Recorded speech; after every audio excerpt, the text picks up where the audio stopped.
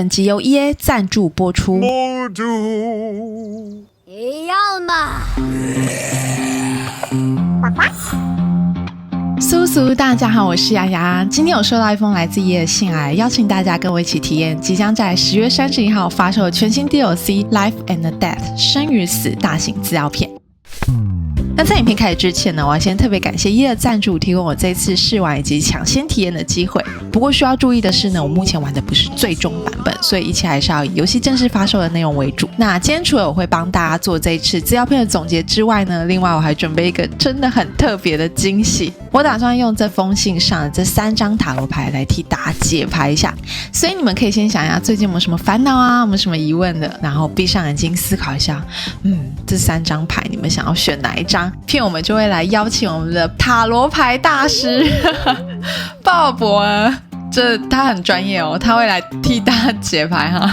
好啦，记得留到最后，那就废话不多说，赶快让我们看下去吧。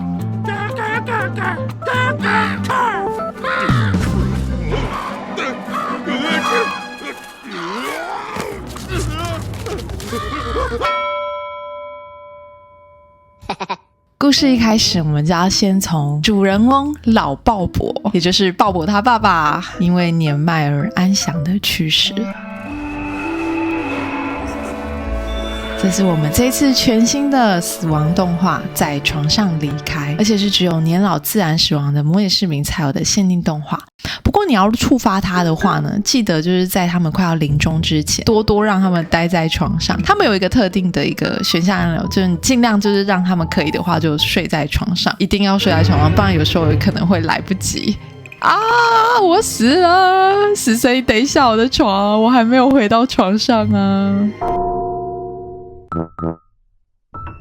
不过大家看呢，为什么鲍勃面对他自己爸爸离开呢，表现得却异常的冷静潇洒，而且呢嘴巴还微微笑是怎样？不是因为他冷血，是因为他有这次资料片一个全新的个性，叫做阴森恐怖的模拟市民。而这类的模拟市民啊，他本来就很喜欢恐怖的怪事，所以他面对死亡反应呢，你就觉得看起来比较平淡。他们还有自己专属的 pose 哦，你看有没有叉腰，看起来就非常的阴森。所以我觉得这个阴森恐怖的个性呢，是这次资料片非常值得玩的。那鲍勃他还有另外一个个性叫做死神尾随，简单来说就是比较容易死啊。所以我们今天这集呢，要好好照顾好鲍勃哈。第3种的个性叫做生性多疑，所以这种人就是看到鬼也不相信。他老婆伊莱莎就这种个性。鲍勃一边悼念着他爸爸，一边不禁让他回想起第一天他跟伊莱莎搬进暗鸦森林的那个早晨开始说起。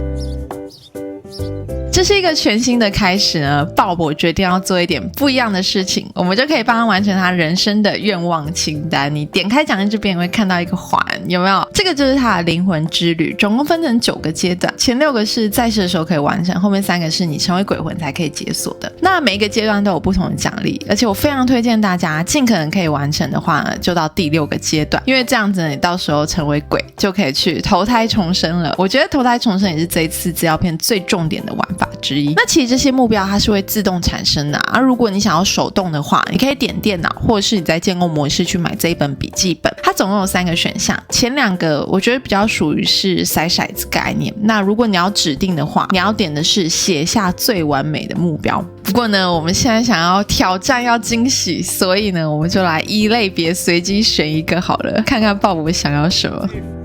他开始写了，思考一下。鲍勃你要好好写哦，你要确定是可以完成的哈，不要写一个超级难完成。他说看写什么，希望我够好运能够见到一具死尸。什么？这也太恐怖了吧！好啦，那我们来全随机看看鲍勃写。哇，他写超快了。等一下，你正笔疾书，好像灵感满满。我看他写什么东西，怎样？他什么东西这么好笑？我看一下。说真的，我只想在话筒里乱搞。鲍勃，你到底脑袋都在想什么？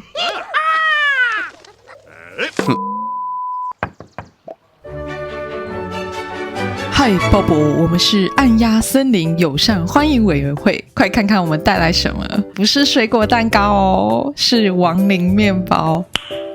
Nice。嗨，鲍勃，欢迎来到我们社区，我是这里的主委，我叫做威尔瓦尔兹。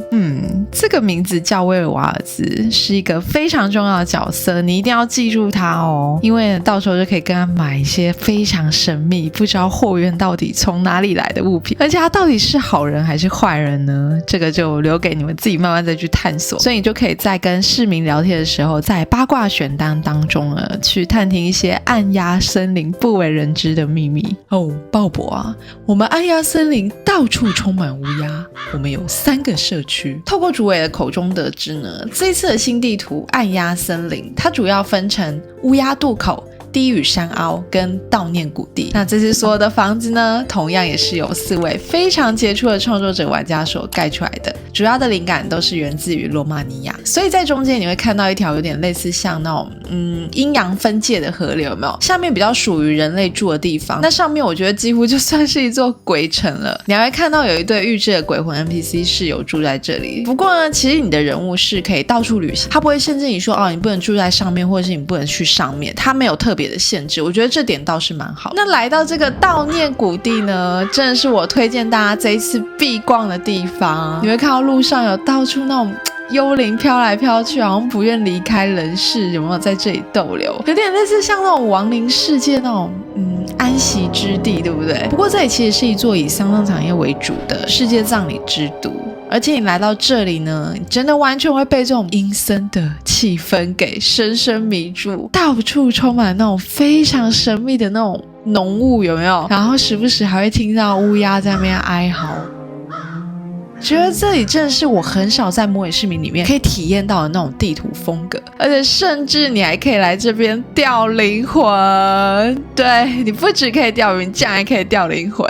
有了，鲍勃钓到，我看一下，真的是灵魂sorry 啊，灵魂今天可能回不了家了。所以我猜这一条河应该是来自于阴间。那你循着这个河流往上看呢，你就会看到一个叫做凶恶沼泽的地方。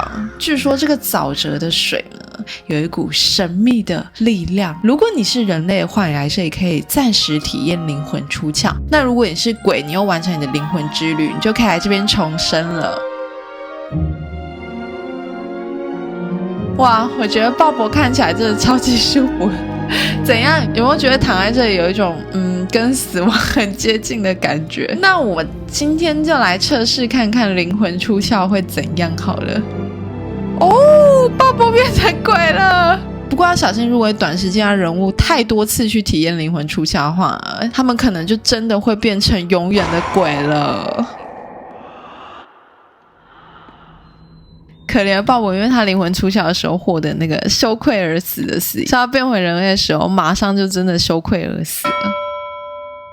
而且你在沼泽旁边还会看到这一株不死牛头草摇摇树，它真的超级酷的，而且我怀疑它应该就是死神的宠物吧，因为我很多次看到死神会来这边逗它，有没有？然后逗完之后还会去旁边跟乌鸦讲话，然后接着它就会非常满足的离开了。所以呢，这2个绝对都是死神的爱宠，要尊敬他们哈。不过一样，他们骗你吃蛋糕的时候千万不要吃。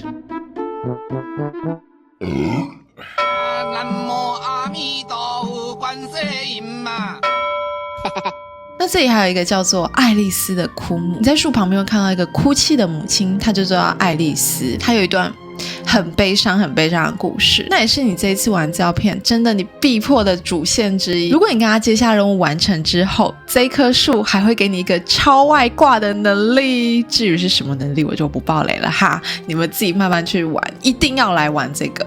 不过还有一个要提醒大家的是呢，记得你每天在不同月相的时候呢，你都要回来聆听这一棵树，它会告诉你不同的故事，总共有8段。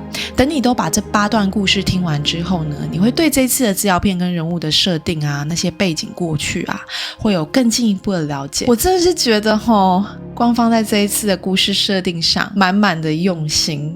还有一个地方你绝对不能错过，就是这个幽灵夜店。这是一家全部都是鬼魂的夜店，他们就会来这边喝酒啊跳舞。那这家夜店呢，也是创作者玩家所盖出来的，我非常喜欢它这一个透光玻璃屋顶，哇，完全可以营造出那种破旧鬼屋的气氛，有没有？所以记得带你的小人来这边喝一杯跳跳舞啊。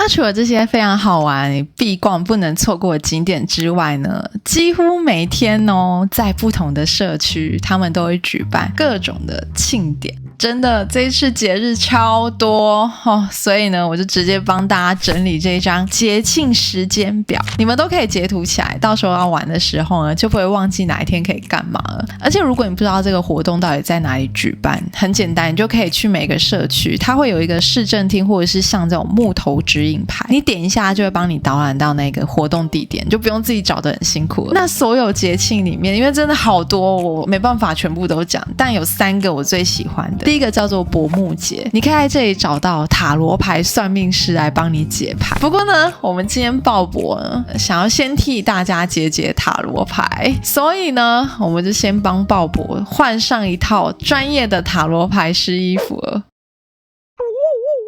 不对，你这是伊特表哥吧？再换一件，有没有配上这个墨镜？看起来是不是很像诈骗集团？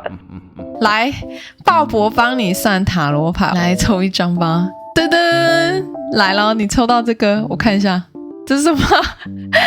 鲍勃还一脸觉得非常自信满满的，他觉得怪怪的。你有发现我们是诈骗集团吗？好啦，我们来找真的塔罗牌师来解牌了。来咯，要来抽咯，抽出什么牌？我看一下。等一下，什么东西？这是什么？完全没东西啊！我觉得你也是诈骗集团吧？我们是同行的吗？我们抽到正义是一个逆位牌，渴望说个笑话跟让屋子变脏。你看我们这时候鲍勃的愿望，它就会跟着改变了。那第二个还有我很喜欢的节日，它的举办地点是在另外一个社区，叫做乌鸦渡口的地方，这里就比较偏市中心。而且据村民说呢，其实这里有一个古老的传说，在中世纪有一群游牧民族呢，在旅途中迷失了方向。然后他们就遇到一位非常神秘的塔罗牌魔法师压舞者女士，她的出现呢，深深吸引了这一群游牧民族，于是他们就决定要来追随她。但不幸的是，最后他们竟然被引导到错误的方向，导致最后他们就濒临将近快要饿死。不过这个时候，他们竟然又神奇的遇到了一只叫做莫比的山羊。他们没有把莫比宰来吃，反而就是选择去跟随这只山羊。结果出乎意料的呢，莫比竟然带他们来到了一片肥沃的土地，所以他们就决定在这里开始拓展到今天，也就是成为如今的暗鸦森林。所以呢，暗鸦森林这个名字呢，我觉得除了跟乌鸦有关之外呢，多半也可能跟这个神秘的塔罗牌魔法师压舞者女士有一些关系吧。然后呢，你在这里呢，每个礼拜六他就会举办一个叫做暗鸦森林家庭日的一个活动。这个活动我觉得就比较适合是那种家庭聚会啊，非常多的大小朋友儿童都可以来这边玩。而且如果你的家庭没有儿童的话呢，你就可以在这里跟这里的小幽灵要一份礼物，真的超级可爱的。据说这个小幽灵呢，他们曾经也都是模拟市民，只是他们现在忘记自己是谁了。有吗？你可以给我们礼物吗？好可爱，你看他还吐舌头。他表情超生气，他觉得超无奈，想说为什么我要给你礼物呢？好可爱哦。然后你也可以在这边找青蛙啊，去跟乌鸦玩啊，甚至在这里可以咨询你的遗产律师。我怎么觉得他这个摆摊蛮临时的感觉在这里立遗嘱的话好像没有什么保障，对不对？你看他旁边的箱子，这些好像人家的遗嘱都散落一地是怎样。好啦，我们来跟他要一份遗嘱看看好了。而且我在这里真的是蛮常看到朗德古拉伯他们家来这边立遗嘱的，好像他们真的非常多的遗产要好好的分配一下。第三个呢，也是一个我非常喜欢的节日，它是举办在另外一个叫做低语山凹的地方。传说中呢，在很久很久以前，一个新月的夜晚，突然有一个巨大的陨石就坠落在这里。然后在数世纪之后，就有一位宝石学家在这个陨石坑里面竟然发现了一块发光的岩石，所以他就建造了一座城堡，把这个秘密封存在里面。所以呢，低语山凹这里的自然景观现在就成了非常多的收藏家、历史学家的天堂，他们就会来这边考古。那当时我知道这个故事的时候，我就在猜啊，或许他说的那个陨石可能应该指的就是旁边这一个洞吧，有没有？很明显它看起来就是一个凹洞，不过你现在看到它已经变成历史遗迹了。而且听说当初那一颗发光的岩石呢，好像跟莫比山羊晚上为什么它眼睛会发光有关，看起来像是被诅咒又有点诡异的感觉。然后呢，这个发光岩石据说也是跟低语山凹山崖旁的这个祖先石像有非常大的关系。不过这个祖先到底是谁呢？其实当地人也不是很确定，在猜有可能是早期一位去世的统治者吧。我觉得爷爷这次在考古的部分真的做得很细，因为有网友发现他这个石雕像跟罗马尼亚一个叫做德萨巴卢斯的石雕像非常的像，有没有？总之不管这一位祖先到底是谁，这里有一个传统文化，就是在每天晚上都会在祖先的遗迹旁边呢去举办月光狂欢节，你就可以来这边围着萤火啊，跳跳舞，吃吃美食，甚至你还可以在祖先旁边游泳。而且如果你在满月的时候呢，据说这个雕像旁边流下来的眼泪其实就是泉水啦，他们会通往阴间，所以满月来的时候也可以看到大家都会在这里脱光光，用满月的这个仪式来表达对这个自然的敬畏还有传统的延续了。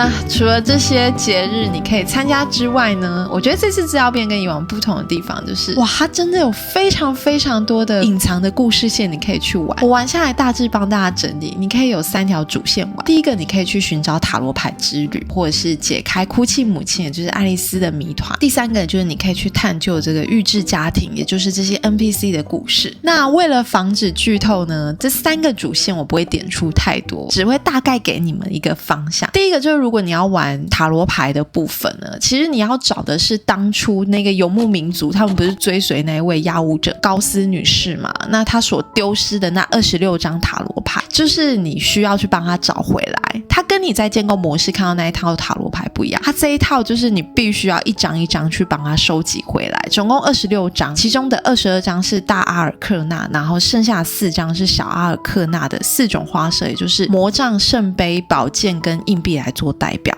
所以呢，一开始你要先去塔罗宝典圣坛去调查，这个圣坛每个地方都有，那他会告诉你呢，这是一个叫做莱诺尔教团。他们是谁？他们其实就是为了要保护塔罗牌呢，期待这26张牌回归的那一天所成立的一个教团。那这些成员其实我发现他们是会随机改变，所以你在解任务的时候呢，记得要常常回来看他们现在的成员有谁，因为你在找塔罗牌的过程呢，有几张牌是你必须要找到这些 NPC 去接下任务才有可能拿到的。所以呢，我给你几个提示。第一个，你在玩塔罗牌的时候，建议不要把预制的 NPC 赶出去，因为这个会对你破故事的主线有非常大的帮助。那第二个就是你可以去点那个收藏品，你滑鼠移到上面，它就每一张牌上面它都会给你一个线索，就帮助你去找寻这些牌的来源。然后在你找寻的时候呢，你点击那些物品的时候呢，你会看到一个叫做运用直觉，有时候会成功，有时候会失败，你就要多试几次，然后就可以拿到那一张牌。所以在这个过程呢，我觉得真的是我玩模拟市民有史以来我觉得真的是一个非常有趣，你头一次想要好好去收集完这些收藏品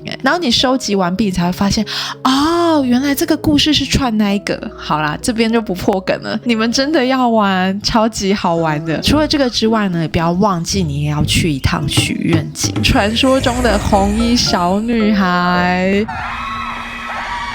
她真的很生气，她超难接近的。这个红衣小女孩叫做伊迪丝。好啦，伊迪丝你不要生气了，抱我叔叔来陪你聊天好不好？没事没事哈，来跟着我一起深呼吸一口气，吐出一口气，你看没代誌啊，对不对？有了。所以呢，你就要慢慢的有耐心跟她培养好关系，直到她信任你的时候，你就可以跟她要求一个叫做伊迪丝的印记。这个印记超级厉害的，就是包准你在许愿井许什么愿望都一定会成功。它有好多个愿望，我这边最推荐你点这3个愿望，尤其我最喜欢就是管理需求，这个真的超级开外挂，就是你许完愿之后，你人物会有一个24小时的 buff， 然后在这个 buff 里面所有的需求它都会慢慢自动帮你增加到满。哇，真的超神，这个红衣小女孩记得大家跟她做好朋友。那第3个一定要玩的故事线呢，就是大家一定要去探究这些预知家庭 NPC 的故事。我想要对大家补充最重要的一个家庭是左下方这个叫做幽魂家族。我觉得这是这一次资料片几乎可以堪称是主角等级，他们非常的重要，因为这一次连封面都是他们。那中间这个女主角呢，如果大家有玩过2代的话，相信对她一定不陌生，她叫做奥利维。那其实她真的是非常有名的一个角色啊。她在2代的时候，如果你进入到他们家，你会发现她坐在后院，旁边有49个坟墓陪伴她，除了有她爸爸妈妈亲朋好友之外呢，还包含了她4任的前夫跟未婚夫，而且这些人呢，大部分的死因都是意外死掉，真的超多疑点的。所以就有很多玩家推测呢，会不会她真的就是黑寡妇啊，不择手段害死身边的人，只为了要遇见死神，因为她对死神有一种疯狂的迷恋。那她旁边这一位呢，也就是她跟死神生下来的孩子，他叫做幽魂尼勇。那在这一代呢，我们的黑寡妇又重生了。这一次奥利维呢，准备要跟她的未婚夫，也就是连恩棺木结婚。那棺木这名字我觉得也是非常的故意，有没有取这种谐音，其实就大概就跟棺材离很近，因为大家都觉得靠近这个女人一定对你非常的不利。不过呢，你玩一玩你会发现，其实棺木这个人啊，我觉得他可能也是一个就大家自己玩就会知道了。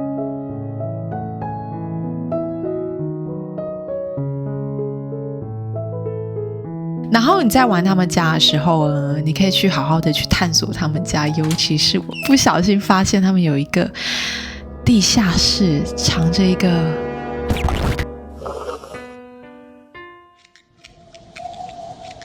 然后后院呢，你是没有办法去找到奥利维那个丈夫们的坟墓，因为被他藏到其他地方了。这些坟墓在地图里面的某处，记得大家再慢慢去探索。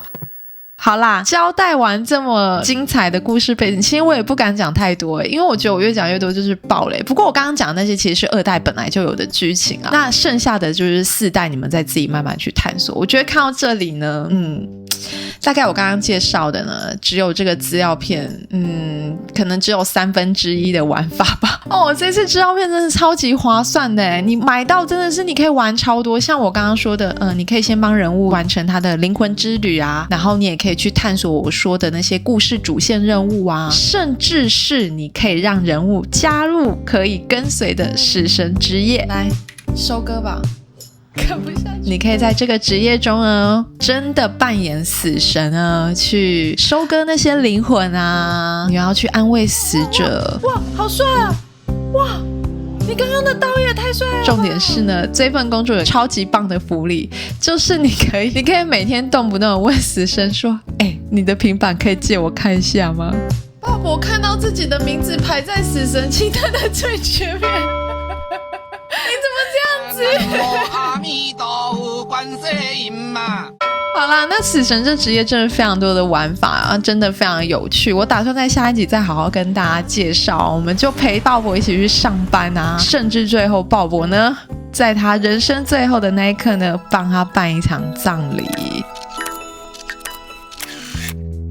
我先偷偷预告一下，这个葬礼呢，你知道我一边玩一边哭，我真的不是因为鲍勃死掉哭，是因为他们超级自动的就是一开始葬礼在举办的时候，我几乎没有按什么，然后每个人都知道要去哪里干嘛，就知道要去悼念啊，知道要去哭啊，然后重点是他们的衣服也都是穿的好好的啊，整个氛围感做得很好。然后鲍勃还真的超级可爱，他在后面就是他跟我真的做起伏地挺身怎样，反正就是你玩这个过程中，你会觉得真的可以好好的去办完这一场葬礼，然后你会想要再玩一次，因为你不会觉得累嘛，所以你在帮他们办葬礼的时候，你会觉得好想再玩一次葬礼。所以如果你是正在玩那种时代家庭啊，甚至是你有玩什么黑寡妇什么的，这个资料片超级适合你的。那另外一个最后呢，就是你还可以去扮演鬼魂。那鬼魂以前在模拟市民里面其实就可以扮演啦，只是说那时候没有什么能力。那现在鬼魂真的超级强，它还有技能树，你还可以分成你要扮演坏的鬼魂还是好的鬼魂。反正这个资料片呢，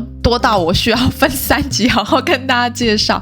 那如果5颗星的话呢，我应该会帮这资料片打4.8颗星吧。那如果是排名的话，我之前不是有做过一期就是所有的 DLC 的排名吗？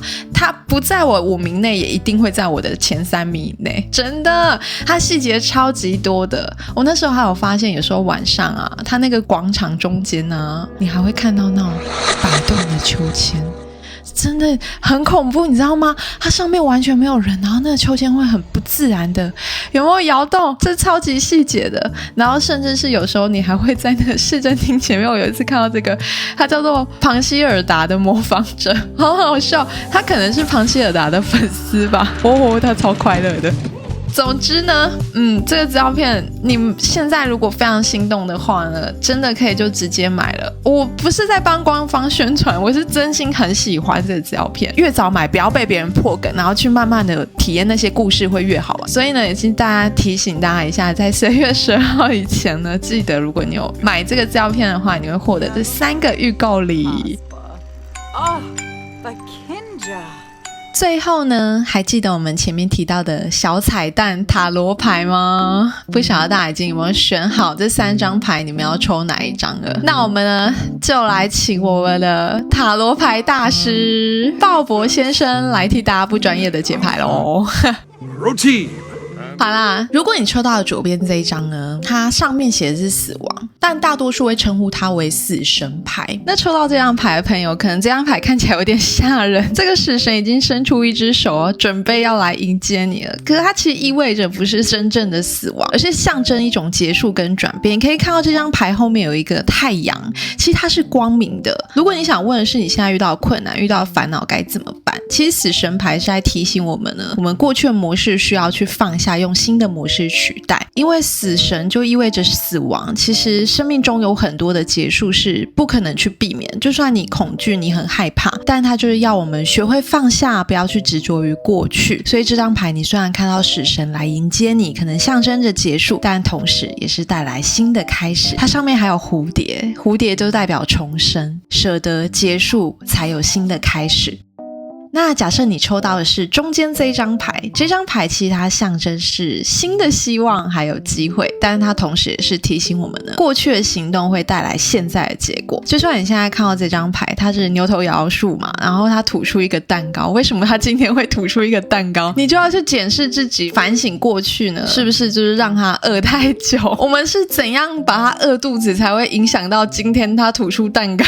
但是它这张牌其实也是在给自己一个重新评估的机会，让你更清楚看到走到今天这一步的原因。那最后我们就要做出符合自己内心价值观的决定。所以审判牌的核心它其实是觉醒，去反省你当前的状态，深入的去检视自我，但它也是意味着当你做出决定的时候就是重生了。最后如果你抽到的是右边这一张力量牌呢，其实这张牌它提醒我们要达成目标不是要靠强硬的方法。假设你今天这个地精已经被狮子咬在口中了，你该怎么去解决呢？有没有看到他头上已经想出无限的方法，在思考说我要怎么从这么强硬的狮子咬着我的地精的状态去解脱呢？而且她又是一个女性，她其实代表的就是必须要以柔克刚才是最适合的策略。那如果你想问的是你目前做的事情会不会成功，会不会顺利的话呢，那其实这张牌就告诉我们呢，不是单纯的靠外在强硬的那种力量，而是我们要透过耐心，我们的柔性才能够去找到解决问题的最好方法。因为真正的力量其实来自我们内心的勇气还有耐心，我们要透过理解跟包容才会收获最好的结果。